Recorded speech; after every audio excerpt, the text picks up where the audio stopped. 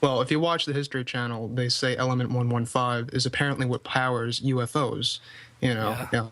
Stuff like that. And that's where people kind of started thinking, like, are aliens going to go into this, the zombie storyline? But of course, none of that ever happened in the long run.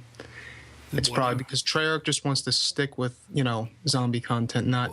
Well, also because there's been, when World at War hit with De Reis particularly, there was a massive outcry, respectively, from German people saying, please don't bring up Nazis anymore. Look, we're not about this, and right. all the American kids playing this are going to link 1, 2, and 2 and think, well, all Germans are Nazis, and it's stupid, really. But there was a massive outcry, and it was banned in larger areas of Germany, so they had to drop the Nazi title from it and make it just. Oh, really? It was banned. Yeah, it was actually taken out. I had no idea about that. Yeah, it was no longer Nazi zombies. So Black Ops, we call it zombies, obviously, and it's the same in Black Ops 2. So let's dive into perks now. If you look at all of the maps, ranging from World at War to Black Ops 2, there are tons and tons of different Perk-a-Cola machines, and we do have a new one in Black Ops 2. It is called Tombstone, I believe. That's it, yeah. Yes, that's it. Now, if you had to choose, I don't know if you could choose, if you have a favorite perk from all the Call of Duty Zombie content, what would it be? One favourite one. I'm going to give you two, and then I'll tell you which one I prefer. That's fine. Of the two of them. I really, really like the new Double Tap 2 with its 2 bullets, unless you're using a pistol or the thruster dyne aeronautics.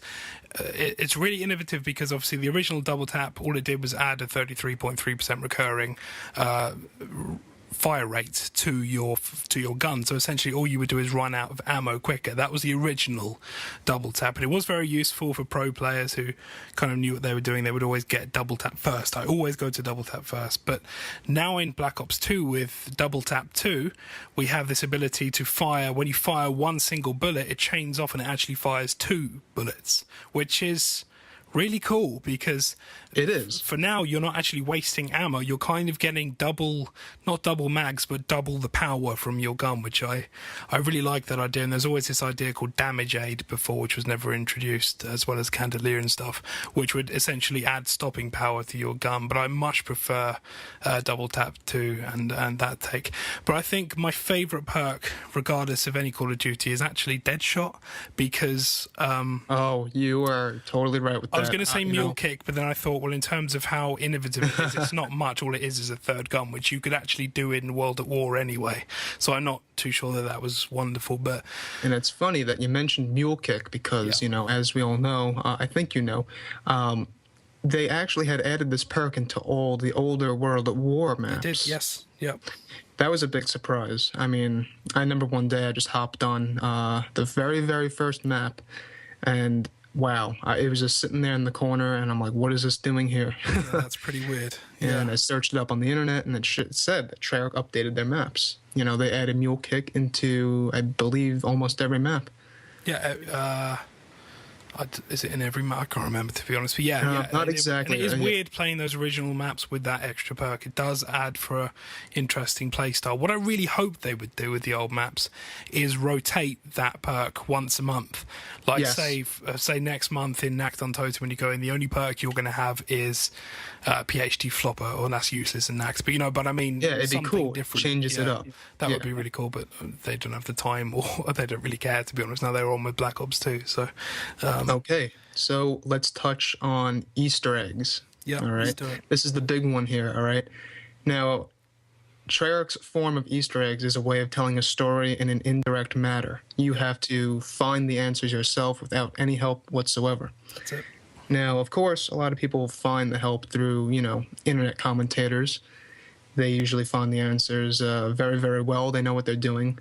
Have you ever heard of NGT Zombies? I have. You heard of them? You have? Okay, yeah. They actually do a great job at what they do and finding stuff really, really quick. Okay. But if you had to at least say, like, what the most interesting Easter egg was out of all the zombie maps, which Easter egg do you think is really, really good? Because I know the latest one right now is Tower of Babel. Yeah, I mean... we were in this kind of Tower of Babel race with everyone, and we ended up finishing it first, which was quite cool. And we got it up immediately. One thing I'll say about NGT, by the way, I'd like zombies content. I don't like the way NGT do things particularly, because they do... I know it's all about money on YouTube for them, but they kind of... they make it very obvious that it's about money. Like we did a one video guide to the Tower of Babel, and it was over in 5 minutes. We showed every single step in the most kind of simplistic I did way. Watch that, and you guys did an excellent job on that. We did, but in retrospect, they did a 36-part video, which... 36 individual videos leading up to how to do the Tower of Babel Easter egg. I don't like that. That's very, not cool. very specific, I guess. Yeah, well, how specific can you be? I mean, it's only 5 steps. But anyway, it's just steps.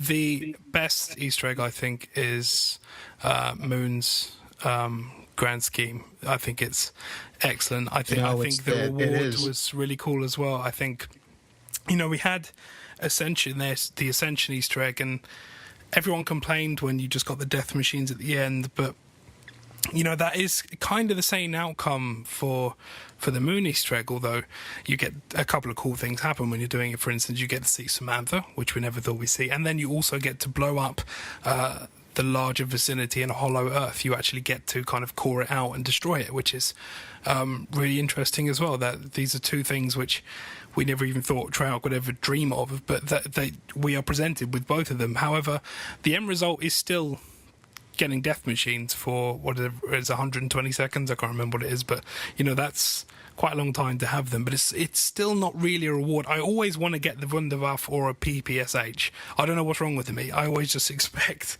when I go into a game, I want to do this really long Easter egg, and I want to have a PPSH because it's my favourite gun. But I want to have that at the end. But I'm liking the Moon Easter egg. It's only when I kind of started on the Tower of Babel one, and we got through that, very quickly, and we've kind of subsequently seen all the other Easter eggs in Black Ops 2. It's only now that I look back and I think of how cool that one was, and I really enjoyed that. So, but no, Tower of Babel again is. It's great that you mentioned the Moon Easter egg, because that's a really good Easter egg. It really concludes the zombie storyline with Black Ops 1. It tells you almost, everything. We get to see Samantha, like you said. Yeah. That was a big surprise. Blowing up the Earth, however, that was one hell of a surprise. I did not expect that. No. That was just absolutely amazing. And you actually see that outcome in Black Ops 2, how all the maps are destroyed. Green Run, exactly. I should say. Yeah.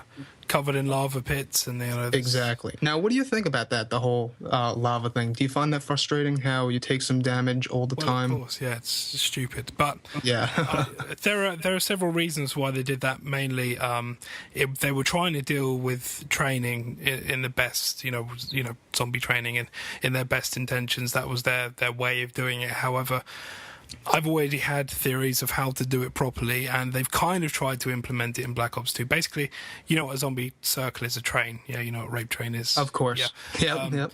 My idea was that, and it kind of works in Black Ops 2, but some of the zombies would either lose interest as you're running them around in a circle, or some of them would literally run out of breath, not out of breath, but out of steam, because they are still instinct-based mammalian vessels. And running around, their body would literally stop. It would get so kind of adrenaline filled that the muscles wouldn't be able to actually keep up with itself, even though it's dead. It still has muscle spasms and it's still moving. So